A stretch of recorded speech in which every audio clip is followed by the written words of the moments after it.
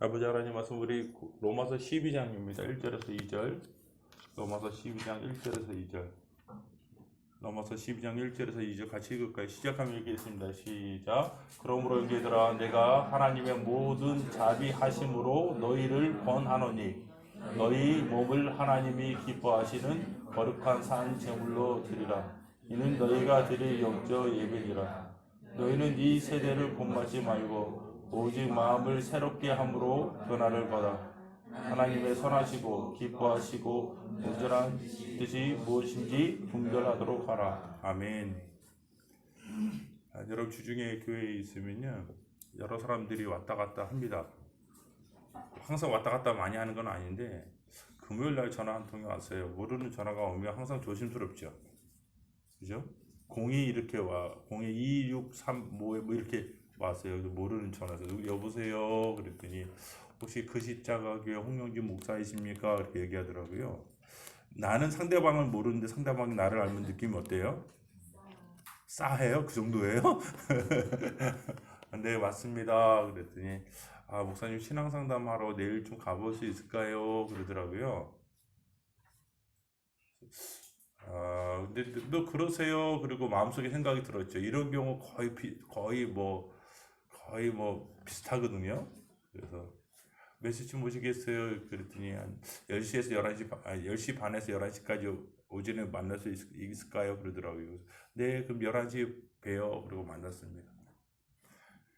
11시에 만났는데 머리가 많이 빠지시고 머리가 하얀 할아버지 한 분이, 할아버지가 아니죠. 할아버지가 아니고요. 한 60대 후반 정도 되시는 남성분이셨어요. 어떻게 커피 한 잔 드릴까요? 그랬더니 아이고 저는 목사님 커피 잘 못 먹고요. 물 주시면 됩니다. 그러니까 물 드시는데 자꾸 입이 마르신 것 같아. 혹시 당뇨 있으세요? 어떻게 아세요? 그러더라고요. 저도 당뇨가 있어서 알죠. 그랬더니 그러시냐고. 저희 전화번호를 어떻게 하셨어요? 이제 전 그게 궁금했어요. 예, 그렇죠. 이게 혹시 에, 개인정보가 누설이 됐나? 근데 이제 고대구로 병원에 갔는데 고대구로 병원에 앉아 있는데 어떤 남자분하고 여자분 두 명이 이렇게 오시더래요. 앉자마자 기도를 하시더래요. 그래서 아이고 이 양반들 예수 믿는구나 이렇게 생각을 했대요. 근데 자기도 앞에 있으니까 아이고 어떻게 오셨어요? 그래서 아파서 왔어요. 그랬더니 어디 사세요? 한진 아파트 근처에 지금 있어요. 이렇게 얘기를 혹시 광명 사거리역하고 가까우세요? 아유 가까워요. 거기 내가 아는 교회가 있는데 그 교회가 좋아요. 거기 한번 가보세요. 그러시더래요. 난 우리 교회 얘기해 주신 분들이 누군지 몰라요. 몰라요. 그리고 내 전화번호도 어떻게 아는지 주셨대요. 그래서 그러냐고 왔어요. 그리고 그분의 이제 인생 스토리를 들어야죠. 어릴 때 부모님한테 버림받은 거, 그리고 절에 들어가서 동자승으로 살았던 거, 그리고 험한 삶을 살았던 삶, 뭐 그런 얘기 쭉 들었어요. 속으로 어떤 생각이 들어요? 이제 도와달라는 얘기가 마지막에 나오겠지. 그런 생각이 들어요, 안 들어요? 저는 들죠. 네, 저는 나쁜 사람이니까 그런 생각이 들어요. 근데 그런 얘기 별로 안 하시는 거예요. 안 하시는 거예요. 그리고 마지막 끝에서 기도해 주세요 그러는 거예요. 같이 기도해 드렸어요. 그래서 제가 물어봤죠. 지금 어디 계세요? 솔직히요. 그랬더니 꿈뻑꿈뻑 하더니 사우나에 있어요. 아침은요? 어제 저녁에 먹었어요. 아, 근데 제 마음에 갑자기 한 생각이 든 거예요. 제가 이런 경우를 되게 많이 봤는데 이분은 그래도 빨리 돈 얘기를 안 하셔서 왜 그런가 그러고 있었어요. 갈 때까지 그런 얘기 안 하시는 거예요. 근데 마음에 이제 하도 이런 일이 많으니까 전에는 이제 이러면 제가 밥 사드릴게 밥 드시고 가세요. 그러면 이제 그분들은 그냥 가거든요. 밥이 원하는 게 아니라 돈을 원하는 거니까. 근데 어쨌든 그래서 마음이 하나님이 손을 벌려라는 자꾸 마음에 구절이 생각이 나는 거예요. 에이, 또 이렇게 자꾸 마음이 이런 감동이 오면 어떻게 해야 돼요? 구차는데 그쵸? 어떻게 해야 돼요? 꼭 그럴 때 내 주머니에 돈이 얼마 있어요, 그쵸? 기가 막혀요. 내가 꼭 쓰려고 하는 돈이죠. 예? 근데 꼭 그럴 때 이렇게 그래. 그래서 그 있는 거 털어서 드렸어요. 이분이 내려가면서 우시는 거예요. 계속. 이러려고 온 거 아니에요. 그리고 계속 죄송해요. 그리고 그 당뇨로 이 합병증이 왔어요. 다리가 괴사가 오기 시작하셨대요. 다리를 저시더라고. 계속 울면서 고맙다고 계속 꾸벅거리시며 내려가는 거예요. 그런 생각이 들었어요. 워낙 이런 일이 비슷한 일이 많으니까 거절을 할 수 있죠. 거절할 수 있어요. 그리고 밥 사드리겠다 그러면 그분들 그냥 가는 경우가 많으니까 그렇게 처리할 수 있는데, 그러나 또 하나님이 마음에 선하게 감동해 주셨어요. 뭐라고요? 손을 벌리라고. 근데 손에 뭐 움켜쥐고 있었거든요. 벌리라고. 에이, 손바닥에 뭐 있는지 어떻게 아시고. 그렇게 해서 그분에게 선교 드릴 때 그분이 울면서 우시면서 내려가는 걸 보면서 느꼈어요. 아, 이분은 진짜였구나. 이분은 진짜였나 보다. 내가 이런 일이 있을 때 그냥 너무 많았으니까 그랬나 보다. 그냥 넘어갈 뻔했구나. 또 하나님이 또 고대 구로병원에서 누구를 만나서 또 나를 만나게 하셔서 그렇게 또 예수 전하게 하고 얘기하게 하고 그랬나 보다. 그런 생각이 드니까 감사해요. 감사하지 않아요? 감사하더라고요. 감사하더라고요. 물론 그날 간단하게 밥을 먹어서밖에 없었지만 어때요? 한 사람은 훨씬 더 기쁨을 얻을 수 있었으니 감사한 일이죠. 감사한 일이죠. 인생을 살다 보면 마음에 감동이 올 때가 있어요. 하나님 마음을 부어주셔서 감동이 올 때가 있어요. 그러면 약간 갈등을 하게 되더라도 뭐 할 수 있어요? 그 말씀대로 뭔가를 할 수 있어요. 그러고 나면 내 안에 뭐가 찾아올까요? 그렇죠. 평안이 찾아오고 뭐가 찾아와요? 기쁨이 찾아와요. 참 놀랍죠. 참 놀라워요. 아무것도 아닌데 놀라워요. 기쁨, 그다음 평안이 찾아와요. 그런 일들이 있어요. 이거를 우리가 삶의 예배라 그래요. 뭐라고 한다고요? 네, 예배와 삶이 뭐하지 않은 것, 바뀌지 않은, 분리되지 않은 것. 그럴 때 일어나는 일이 뭐냐면 하나님의 감동과 인도하심이 예배 현장뿐만 아니라 삶의 현장에도 일어나기 시작하는 거죠. 이런 일들이 저와 우리 가정뿐만 아니라 사랑하는 우리 교우들 가정, 삶에 날마다 있기를 예수님으로 축복합니다. 너무나 중요한 얘기죠. 너무나 중요한 일이죠. 오늘 사도 바울이요, 8장까지는 교리적인 얘기를 했어요. 믿음으로 말미암아 구원받는 이 복음에 대한 얘기를 하고요. 그 다음에 이 9장에서부터 이스라엘의 문제를 얘기합니다. 그래서 11장까지 딱 의의 변호에 대한 얘기를 9장부터 11장까지 딱 끝내고 12장 그러므로 형제들아, 그러므로가 이 결론이에요. 이렇게 교리적 얘기를 했으니까 어떻게 살아라. 실천적인 삶을 처음 얘기하는 거예요. 실천적인 얘기, 처음 이 얘기가 사도 바울이 로마 교회를 향하여 보낸 편지 중에서 실천적인 삶을 처음 얘기하는 거예요. 그전에는 교리적인 거야. 이렇게 살아라가 아니라 이렇게 믿어라. 이게 옳다. 이런 얘기 하는데 이제 12장에 처음 실천적인 얘기 하는 거예요. 그러므로 형제들아, 내가 하나님의 모든 자비하심으로 너희를 권하노니 너희 몸을 하나님이 기뻐하시는 거룩한 산제물로 뭐하라? 드려라. 몸을 드려라. 이렇게 얘기하는 거예요. 이렇게 얘기하는 거예요. 신앙이라는 게요, 여러분 잘 아시잖아요. 하나님을 인정하고 하나님을 기뻐하고 찬양하고 지적인 활동이 아니라 신앙은 궁극적으로 하나님이 보시기에 그가 몸을 움직일 때 진짜다 이렇게 여기시는 거예요. 순종으로 몸을 드릴 수 있는 게, 근데 전에는 이게 참 힘들어요. 저는 어른들한테 하도 이런 얘기 들었죠. 순종으로 몸을 쳐서 복종시켜라. 이런 얘기를 하도 많이 들어서요. 이런 얘기 들으면 되게 뭐 부담이 돼요. 그렇죠? 순종으로 몸을 쳐서 복종시켜라 막 이렇게 얘기하셔서 아유, 어렵잖아요. 그렇죠? 어렵잖아요. 근데 오늘 성경은 뭐라고 얘기하냐면 너희 몸을 생각을 아니고 고백을 아니고 너희 몸을 하나님 기뻐하시는 거룩한 삶 제물로 하나님께 드리라는 거예요. 그러라는 거예요. 그죠? 이것이 뭐라고요? 너희가 드릴 영적 예배다. 이렇게 얘기해주고 있습니다. 오늘 드릴 말씀은요, 삶을 드리는 예배라는 제목으로 은혜를 나눌 거예요. 이게 가장 중요한 게 뭐냐면, 이렇게 되면 삶에서 하나님이 여러분에게 더 많이 개입하시고 말씀하시고 인도하시는 것들을 경험하게 될 것입니다. 그런 은혜가 있었으면 좋겠어요. 창세기 4장 1절부터 8절. 창세기 4장 1절부터 8절.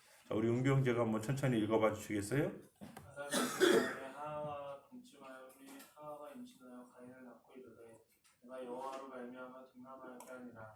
그가 또 가인의 아우 아벨을 낳았는데 아벨은 양치는 자였고 가인은 농사하는 자였더라. 세월이 지난 후에 가인은 땅의 소산으로 제물을 삼아 여호와께 드렸고 아벨은 자기도 양의 첫 새끼와 그 기름으로 드렸더니 여호와께서 아벨과 그의 제물을 받으셨으나 가인과 그의 제물은 받지 아니하신지라. 가인이 몹시 분하여 안색이 변하니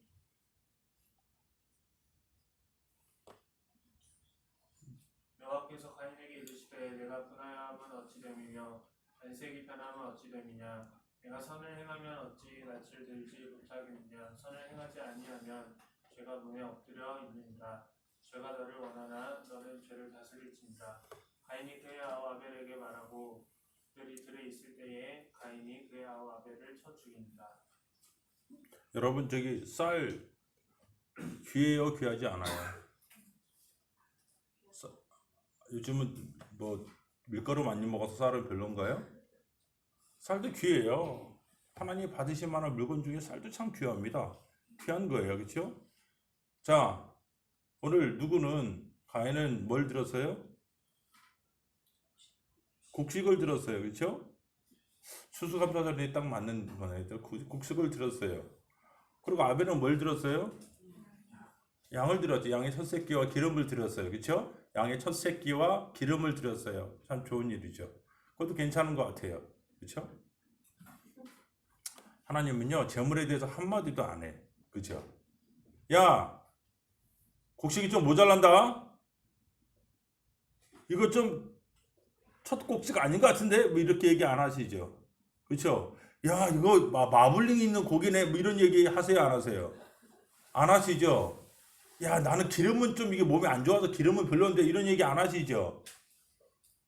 그런 얘기 안 하신다고요. 하나님 뭐에 관심 있어요? 그 사람에게 관심 있어요. 자, 따라 하나님은 사람에게 관심 있습니다. 괜찮겠어요? 하나님 나한테 관심 가져도 괜찮아요? 정말요? 하나님 나에게 관심 갖는 거예요. 근데 하나님 어디에 관심 있냐? 너의 마음의 깊은 곳에 관심이 있어요. 하나님은 재물이 아니라 재물을 드리는 그 사람, 재물과 그 사람은 같은 거예요. 재물과 그 사람은 다르지 않아요. 재물과 그 사람은 다르지 않아요. 하나님은 분명히 예배를 통하여 그 사람을 만나 주신다고요. 만나죠. 아벨에는 뭐가 이게 아벨의 제사를 받으셨다는 거 아마 하늘에서 불이 내렸을 거예요. 목사님 그게 어떻게 알아요? 나 몰라요. 그냥 다른 본문에 보면 제사할 때 무슨 일이 있습니까? 하나님 받으시면 하늘에서 불이 내려와 그 불을 불로 사르죠. 어디에서 그랬어요? 그렇죠? 엘리야 여러분 저기 거기서도 그랬고요. 첫 제사를 드릴 때 지성소에서 불이 나와 살랐거든요. 다 그랬어요. 하나님 그렇게 해서 그 제물이 합당하다 그래서 하나님 보여주실 때가 있어요. 그 하나님 받으시는 장면이거든요. 근데 누구에게는 가인에게는 하나님 그거 안 받으시는 거예요. 안 받으시는 거예요. 여러분 어떤 사람이 여러분의 집에 들어오는데 온몸에 똥칠하고 들어와요. 어때요? 싫어요? 들어와서 씻으라면 되잖아. 그래도 싫어요? 그럼 어떻게 뭐라 그래야 돼요? 씻고 좀 아이 그래도 사람이 그렇지. 좀 씻고 와야지. 그게 뭐야? 온몸에 똥칠을 다 하고 그 구더기도 몇 마리 있네. 그거 뭐 나중에 먹으려고? 좀 그래요? 바퀴벌레까지 한번 얘기해 드려요? 그렇게 싫어하는 사람들이 왜 하나님 앞에 나올 때는 다기를 안 돌아봐? 하나님이 기뻐하지 않은 거 주렁주렁 매달고 나오면 하나님 받으세요? 안 받으신다고요. 하나님이 중심을 아신다 그랬잖아요. 이게 어려운 거예요. 예배는 삶이 그대로 드러나는 장소예요. 예배는 삶이 그대로 드러나는 자기의 영적인 현실이 그대로 드러나는 장소예요. 우리도 너무나 간단해. 누가 온몸에 똥칠을 하고 구더기 몇 마리 데리고 바퀴벌레 데리고 들어오면 그거 누가 기뻐하겠습니까? 누가 기뻐하겠어요? 잘 기뻐하지 않아요. 그래서 자기 화장실 문 열어서 들어가서 씻어. 그러면 또 그거 다 치워야 되고요. 그 옷도 새로 줘야 되고 일이 커져요. 아무도 안 그래요. 하나님도 기뻐하지 않죠. 재물이 얼마나 많냐, 좋으냐, 하나님 그 관심에 있지 않아요. 그거 갖고 하나님 배부르겠어요? 그렇지 않죠. 그렇지 않죠. 하나님 그 사람에게 관심이 있어요. 분명히 대답합니다. 그리고 여기 중요한 게요. 하나님이 가인에게 대답해야 안 해요? 가인에게 영적인 상황을 설명해야 안 해요? 영적인 지금 그의 영적인 상태, 선을 행하지 않고 있는 거, 그죠? 그가 마음의 축이 넘어가서요. 마음의 축이 중심이 넘어가서 선을 행하지 않아요. 그리고 어떡합니까? 그의 마음의 문 앞에 누가 웅크리고 있어요. 죄가 웅크리고 있어요. 들어가서 지배하려고 그래요. 그를 잡아먹으려고 그래요. 경계심이 영적인 감각이 없고 경계심이 없어요. 하나님이 그거를 얘기해 주시는 거예요. 정신 차려. 너의 상황을 봐. 너의 영적인 상태를 보라고 라고 얘기해 주십니다. 그죠? 그럴 때 따라합시다. 하나님, 제가 잘못했습니다. 요게 복이에요. 요게 복이에요. 이렇게 얘기하고 돌이키는 게 큰 복이에요. 그게 진짜 살아있는 사람들이 해야 될 거예요. 여러분, 잘못하지 않은 사람이 어디 있어요? 문제가 없는 인생이 어디 있어요? 다만 살 사람들은 하나님의 지적 앞에 자기의 높아진 생각을 내리고 자기의 감정을 내리고 이게 아니라 하나님 제가 잘못했어요. 하나님 제가 고칠 거예요. 도와주세요. 이렇게 얘기할 수 있어야 돼요. 근데 가인은 그렇게 하지 못했어요. 여러분 회개하지 않으면요. 따라합시다. 회개하지 않으면 죄가 승리합니다. 우리 안에 승리하잖아요. 가인에게 그래요. 가인이 회개하지 않았어요. 하나님 얘기할 때 엎어져서 잘못했어요. 하나님 저 살려주세요. 제 마음에 역사해 주세요. 그러면 살았을 거예요. 이런 일까지 일어나지 않아요. 자기 손으로 자기 사랑하는 동생을 쳐 죽이는 이 끔찍한 일까지 가지 않아요. 예배가 삶을 결정합니다. 예배가 삶을 결정해요. 예배가 삶을 결정한다고요. 예배를 통해서 하나님은 예배를 통해서 말씀하시고 그 말씀하신 것들에 따라서 삶이 결정이 돼요. 이게 정말 중요한 겁니다. 따라합시다. 예배가 삶을 결정합니다. 하나님은 삶을 드린 예배를 통해서 받으시고 그 삶을 결정하십니다. 이게 너무나 중요합니다. 이 사실을 우리가 기억해야 될 필요가 있어요. 이것은요, 불변합니다. 불변해요. 이 원리는 불변하다고. 지속적으로 하나님이 말씀하시는데, 예배를 통해서 말씀하시는데, 끊임없이 말씀하시는데, 내가 안 들으려고 하겠다. 내가 담을 치겠다. 내가 쉴드를 치겠다. 죄가 그 사람 안에 승리합니다. 절대 그러면 안 돼요. 하나님 말씀이 들어올 때, 내가 잘못했으면, 하나님 잘못했습니다. 하나님 말씀이 맞으면, 아멘. 그렇게 하면 되는 거예요. 그리고 자기를 돌아보는 거 좋은 일이에요. 그래서 삶과 예배가 각타지는 것, 삶을 예배로 사는 것, 이것들이 자꾸 이루어질 때 정말 삶이 복됩니다. 삶이 복돼요. 삶이 정말 힘든 상황에서도 하나님의 위로가 있고 어려운 상황에서도 하나님의 길이 있고 정말 그 심령 가운데 있어요. 심령이 마르지 않아요. 그게 있어요. 이게 중요한 일입니다. 어떻게 그러면 삶을 드리는 예배를 할 수가 있을까요? 오늘 그 얘기할 거예요. 어떻게 그럼 이런 예배, 삶이 예배가 되고 예배가 삶이 되는 이런 일들이 가능할까요? 첫 번째 기억해 주셔야 됩니다. 하나님은 예배를 받으십니다. 하나님은 예배하는 자를 찾으십니다. 하나님은 가만히 있지 않아요. 하나님은 누군가를 만나기 원하시고 찾기를 원하세요. 이게 첫 번째 우리가 알아야 될 진리입니다. 요한복음 4장 20절부터 24절. 요한복음 4장 20절에서 24절. 호준왕기 한번 읽어볼까요? 우리 조상들은 이 산에서 예배하였는데 당신들의 말은 예배할 곳이 예루살렘에 있다 하더이다. 예수께서 이르시되 여자여 내 말을 믿으라. 이 산에서도 말고 예루살렘에서도 말고 너희가 아버지께 예배할 때가 이르리라. 너희는 알지 못하는 것을 예배하고 우리는 아는 것을 예배하노니 이는 구원이 유대인에게서 남이라. 아버지께 참되게 예배하는 자들은 영과 진리로 예배할 때가 오나니 곧 이때라. 아버지께서는 자기에게 이렇게 예배하는 자들을 찾으시느니라. 하나님은 영이시니 예배하는 자가 영과 진리로 예배할지니라. 아멘. 여러분, 이 사마리아인들은요, 그리심산이라는 곳에서 예배했어요. 거기서 예배하고 거기서 제물을 드렸어요. 그렇죠? 그리고 그게 옳다고 믿었어요. 왜냐하면 예루살렘에서 뭐 자기도 옳다고 하는 저 인생들 보니까 꼬라지가 어때요? 영 아니거든요. 자기랑 다른 게 없어. 다른 게 하나도 없어요. 그리고 예루살렘에서 예배하고 거기 하나님 있다 그러면 저렇게 멸망할 리가 있습니까? 없습니까? 없죠. 그래서 그리심 산에서 예배하는 이 사람들은 자기들이 전통성이 있다고 믿었어요. 사마리아인들이에요. 예? 그래서 이 논쟁, 하나님 어디서 예배를 받으시느냐? 우리 그리심 산에서 받으시느냐? 아니면 저 예루살렘 산에서 받으시느냐? 이 논쟁이 있었어요. 주님이 뭐라 그래요? 주님이 뭐라 그래요? 이 산에서도 저 산에서도 아니다. 이제 예배의 장소가 아니라 뭐가 문제라는 거예요? 예배의 자가 문제다. 그가 영과 진리로 예배하면 내가 찾아오는 게 예배다. 그래서 만나주는 게 예배다. 그가 어디에 있든, 그가 이 산에 있든, 그가 저기 저 산에 있든, 그가 학교에 있든, 그가 직장에 있든, 그가 가정에 있든, 그가 하나님께 자기의 마음의 문을 열고 하나님을 전심으로 찾고 자기 삶을 돌아보는 자에게 내가 찾아간다. 그게 예배다. 너희들에게 진짜 문제는 이 산이냐 저 산이냐 문제가 아니라 예배할 마음이 있느냐, 나를 만날 생각이 있느냐, 나를 구하고 있느냐, 영과 진리로 예배하고 있느냐, 이것이 진짜 문제다. 그렇게 얘기하신 거잖아요. 주님은 찾으셔요. 나라와 민족과 열방 가운데 찾으신다고요. 선교는 그래서 예배하지 않는 곳에서 예배케 하는 게 선교예요. 어디든지, 그게 가정이든지 그게 열방이든지 어디든지 예배하지 않는 곳에서 예배케 하고 예배자들을 같이 세우는 게 선교예요.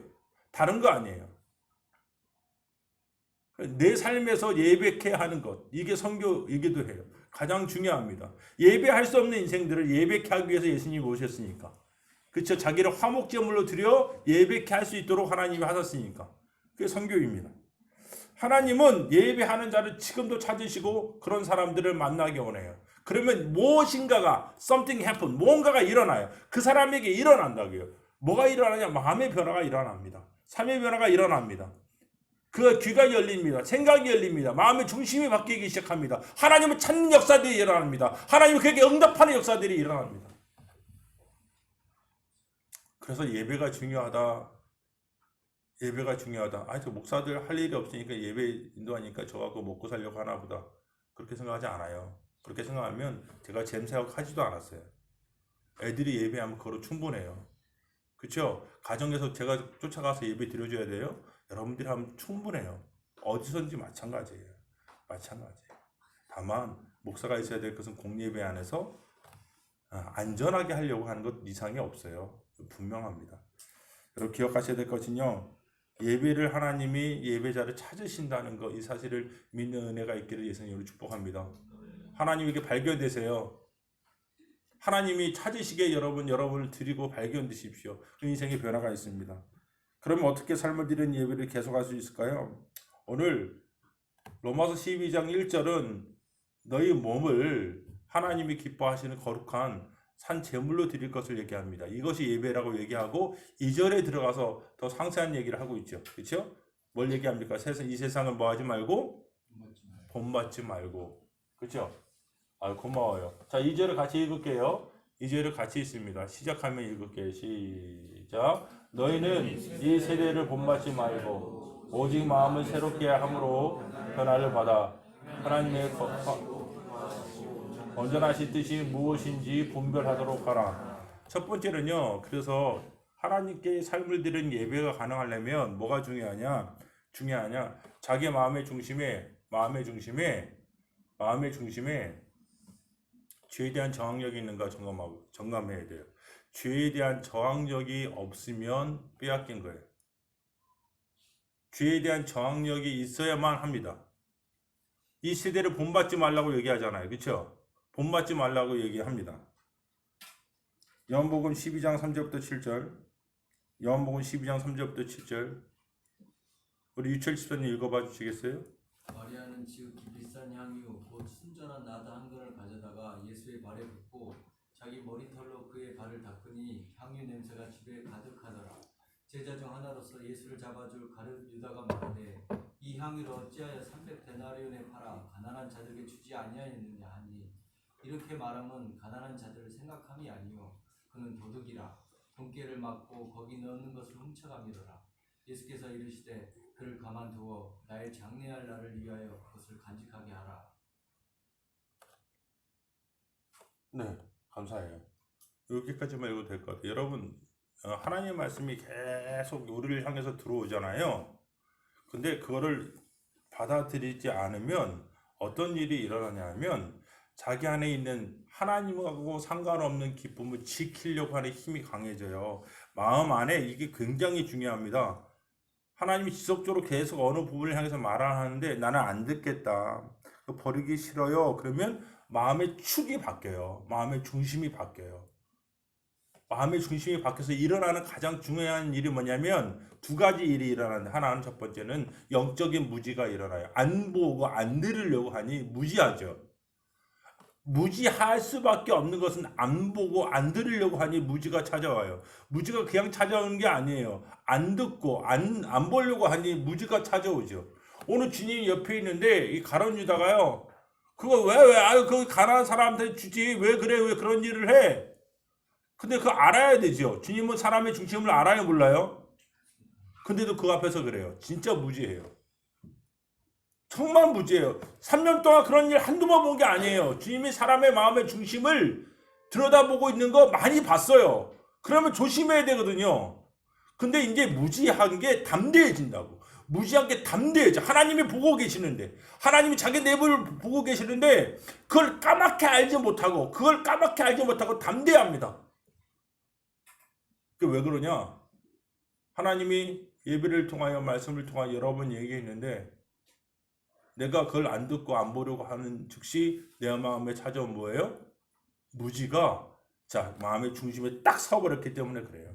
가룟 유다가 그래요. 그렇죠. 무서워요.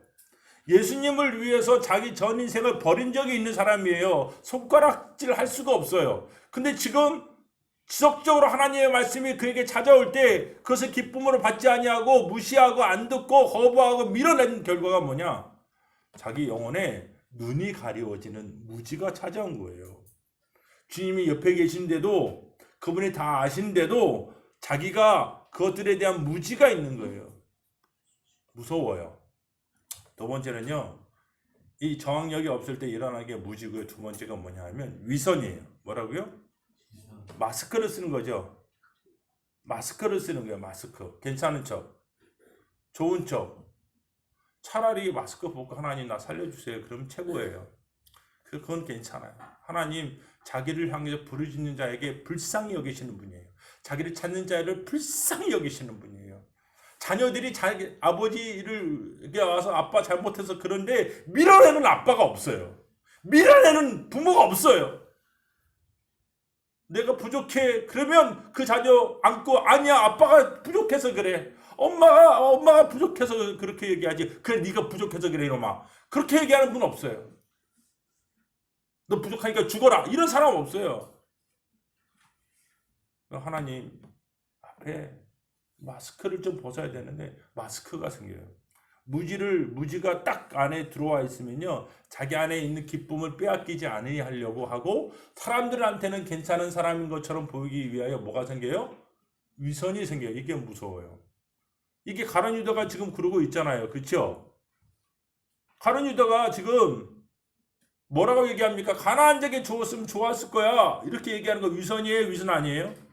위선이죠.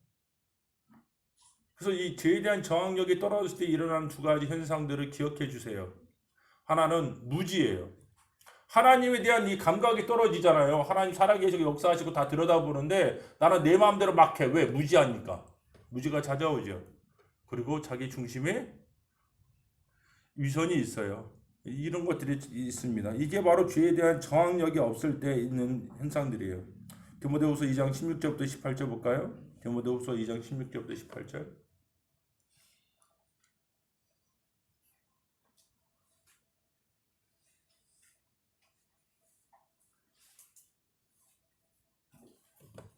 우리 장춘현 시사님 읽어봐 주시겠어요? 망령되고 헛된 말을 버리라. 그들은 경건하지 아니하며 점점 나아가나니 그들의 말은 악성 종양이 뻗어나간 것 같은데 그 중에 꿈의 대화와 빌레드가 있느니라. 진리에 관하여는 그들이 그릇되었도다. 부활이 이미 지나갔다 하므로 어떤 사람들의 믿음은 무너뜨리려 저는 이 말씀 되게 무서워요. 무서워요. 후메네와 누가 있어요? 이 사람들이 이제 사도 바울이 후메네와 빌레드가 있느니라 이렇게 얘기한 거 보니까 이 사람들이 유명한 사람이에요, 유명하지 않은 사람들이에요. 기독교 공동체 안에서 한가닥 하는 사람이라고요. 그래서 생각하기에 저는 이 사람들은 그 이름 좀 신앙 좀 있는 뭐 그런 사람인 것 같아요. 근데 이 사람들이요 어디에서 밀려나요? 첫 번째 경건이죠. 그죠? 경건이에요, 경건. 경건은 뭐죠? 경건은요, 사랑의 방향이 누구에게 가 있는 거? 하나님께 가 있는 거. 불경건은요, 사랑의 방향이 자기에게 가 있는 거예요. 그러니까 기도하는 거, 말씀 보는 거, 이게 경건 아니고, 그건 경건에 이르는 수단이고요. 경건은 상태인데, 내 마음의 중심이 누구를 향해서? 하나님 향해서 가 있는 거예요, 사랑이. 하나님 찾으려고 하고 하나님 생각이 나고 이게 이제 경건이에요. 이 경건한 상태가 있는 거죠. 그렇죠? 이게 여기서 뭘 얻었어요? 이 경건이 무너졌다는 것은요, 마음의 축이 무너졌다는 거예요. 하나님 향한 사랑의 축이 무너졌어요. 말씀과 기도를 통해서 이게 바뀌어야 되는데 그런 일이 없어요. 그랬더니 두 번째 무너진 영역이 뭐예요? 뭐가 무너졌어요? 경건이 무너지니까 다음 상태가 뭐가 무너져요? 말이요, 말이 무너져 있어요. 고마워요. 죄송해요. 제가 할게요. 아주 이 정상적인 언어가 안 돼요. 내가 왜? 자기 방어적 언어가 굉장히 강해요. 그죠? 시니컬한 언어가 너무 강해요. 말이 무너져요. 내가 잘못했어요. 이러면 해결될 일이 굉장히 많잖아요. 내가 미안해, 내가 잘못했어 이러면 간단한데요, 끝까지 얘기 안 해요. 말이 무너져요. 그리고 그 다음 지나면요 이상한 얘기예요. 어떤 얘기 하냐면 자꾸 사람들이 기쁘게 할 웃긴 얘기를 자꾸 하려고 그래요. 하나도 안 웃긴데 제 얘기하는 것 같아요. 자꾸 그래요. 사람들이 기쁘게 해요. 그 기쁘게 하려고 하는 이유가 뭐냐면 자기가 기쁘니까, 인정받는 것 같으니까 자꾸 웃긴 얘기 하려고 그래요. 근데 자꾸 안 먹히죠. 네, 그래요. 이런 그의 말의 중심이 바뀌어요. 많이 바뀌어요. 말을 적게 해야 돼요. 제가 최근에 만난 분이 나보고 말을 적게 하라고. 그 말이 맞아요. 목사들은 참 그래서 힘들어. 말을 적게 해야 되는데 공식적으로 말을 많이 해야 되니. 그죠? 중요합니다. 그러고 나서 뭐가 무너져요? 말이 무너지면 다음에 뭐가 무너져요? 그 다음 믿음이 무너져요. 자기가 살아내지 못하니까요, 어떻게 하는 줄 아세요? 설교를 바꿔요. 자기가 살아내지 못하니까 말씀을 바꿔요. 교리를 바꾼다고요. 교리를 바꿔도 자기가 살아내지 못하니까 말씀을 자기가 좋아하는 것만 조합해서 그걸 묶어서 교리를 만들어요. 그게 참 많아요. 경건이 무너진 목회자에게 참된 교리는 세워지지 않는다. 이건 정말 맞는 말이에요. 그래서 다른 사람은 무너뜨리죠. 이게 그래서 세상을 본받지 말라고 하는 거예요. 마음의 축이 넘어가지 않도록 조심하라는 거예요. 마음의 축이 넘어가지 않도록 조심하라는 거예요. 지금도 내가 주님을 찾고 있는지 돌아보라는 거죠.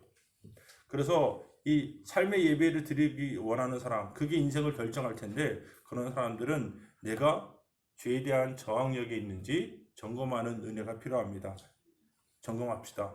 잘못했으면 따라하십시오. 내가 잘못했습니다. 여기부터 시작하면 돼요. 따라갑시다. 나 좀 도와주세요. 여기서부터 시작하면 돼요. 그러면 되잖아요. 그렇죠? 우리 다 연약해요? 연약하지 않아요? 내가 주님 잘못했어요. 나 좀 도와주세요. 그렇게 얘기하면 되는 거예요. 그렇게 시작하면 됩니다. 인정하면 돼요. 인정하면. 마지막 한 가지만 더 얘기하고 말씀을 마무리 짓게요. 마지막에 다시 우리 로마서로 넘어갈게요. 고마워요. 너희는 이 시대를 본받지 말고, 이거로만 끝나면 뭐 될 텐데 그렇지 않고 하나가 더 있네요. 뭐라고 돼 있어요?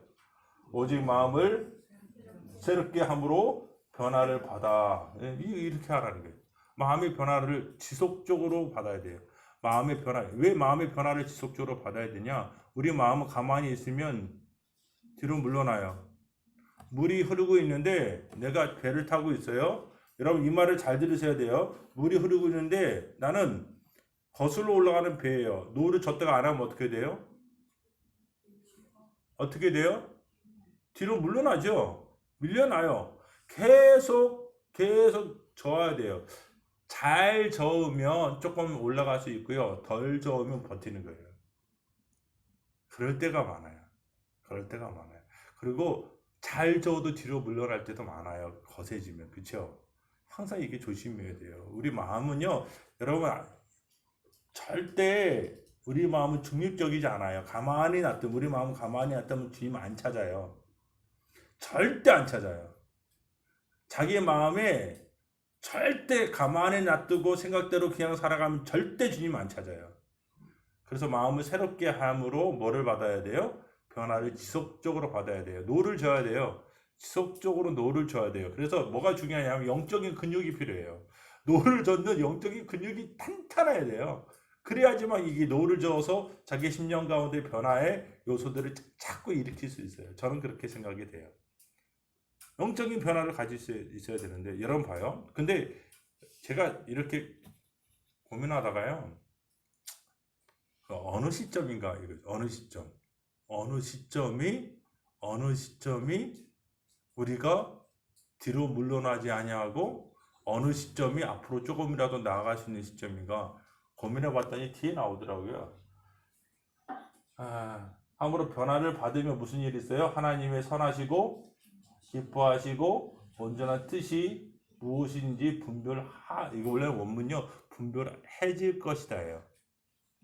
원문은 두 명령 세대를 본받지 말라 마음의 변화를 받으라 그러면 뭐 할 것이다 라고 구조로 되어 있어요. 원문은.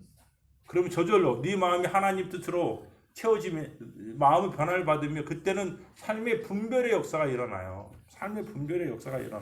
딱 이게 깨달아지니까 한 구절이 기억이 났네요. 요한복음 2장 15절부터 할게요. 마지막 학주. 다음 넘어가. 그게 다 했어요. 잘했네. 자, 이 세상이나 세상에 있는 것을 뭐하지 말고 사랑하지 말고 왜냐하면 누구든지 세상을 사랑하면 아버지의 사랑이 그 안에 있지 아니 이는 세상에 있는 모든 것이 육신의 정욕과 안목의 정욕과 이생의 사랑이니 다 아버지께로부터 온 것이 아니요 세상으로부터 온 것이라. 이 세상도 그 정욕도 지나가되 오직 하나님의 뜻을 행하는 자는 영원히 거하느니라. 이 얘기하고 있잖아요. 그렇죠? 사랑이 찾아오면 사랑이 충만해지면 일어나는 일이 두 가지예요. 자, 사랑이 충만해지면 일어나는 일이 두 가지인데 하나는 뭐냐면 하나님 뜻을 행하는 거예요. 하나님 뜻을 행할 수 있어요. 나에게 부족해도 나에게 손해가 돼도 하나님 뜻이면 행할 수 있어요. 여러분 살다 보면 알죠? 저 사람이 나를 이용한 사람인지 사랑하는 사람인지 어떻게 알아요?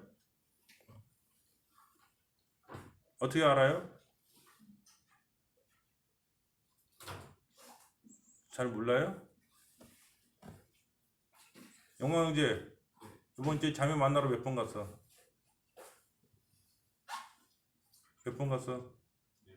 거봐요. 미쳤죠? 4번을 갔어요. 4번을. 일주일에 4번을 가는 거예요. 그리고 한 번은 교회에서 만나고. 그렇죠? 이틀 안 만난 거예요. 왜 그랬어?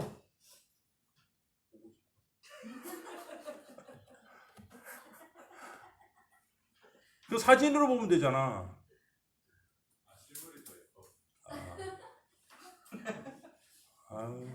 때리고 싶죠? 미쳤어. 그런 거예요. 근데 저랬던 사람들이 싸우죠, 나중에. 그렇죠? 여러분 봐요. 사랑하면 몸을 움직여요. 사랑하면 몸을 움직이는데 어렵지 않아요. 누가 저 친구한테 일주일에 싫어하는 사람 4번 만나러 가라면 가겠어요, 안 가겠어요? 돈을 줘도 안 가요. 돈을 줘도 안 간다고. 가겠어요? 혹시 자매가 돈 줘? 만나면? 그거였구나. 그게 비밀이었구나. 봐요, 여러분.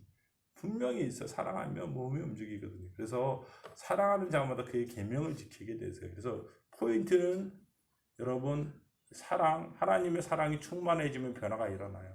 마음의 변화는 기도와 말씀을 통해서 사랑이 채워지는 그 시점, 사랑이 채워지는 그 시점이에요. 그때 변화가 일어나요. 그때 힘이 있어요. 성도는 사랑이 채워져야 힘이 있고 변화가 일어나요. 절대 그래요. 절대 그래요.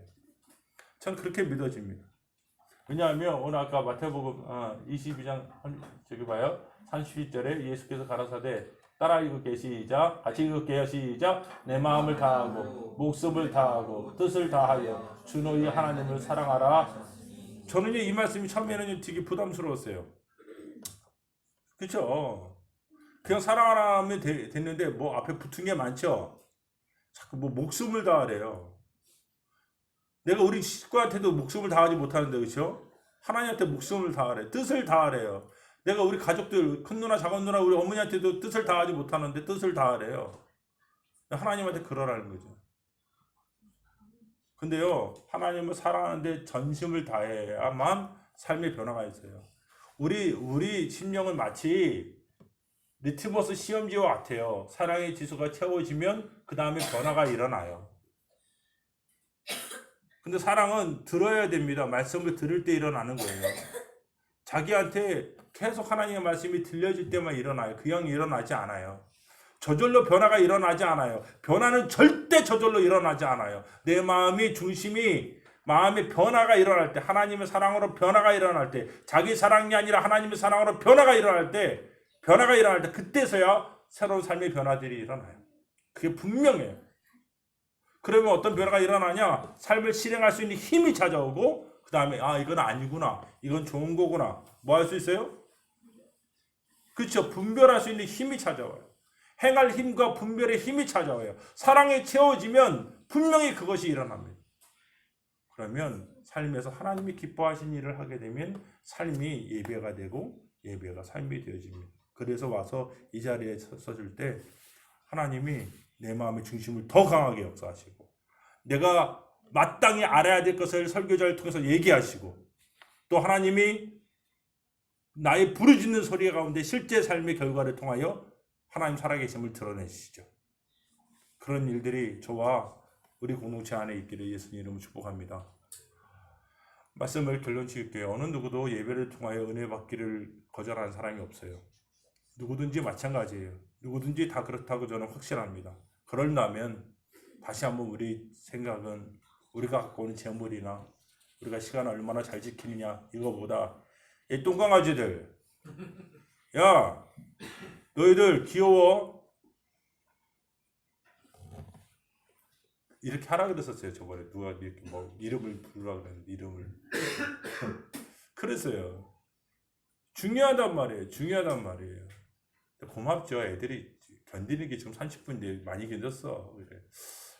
기억하실 거면 삶의 예배가 되는 일들이 있어야 돼요. 자, 세 가지 얘기해서 하나님 예배를 뭐 하신다고요? 받으시고 찾으신다는 거. 두 번째 뭐라고요?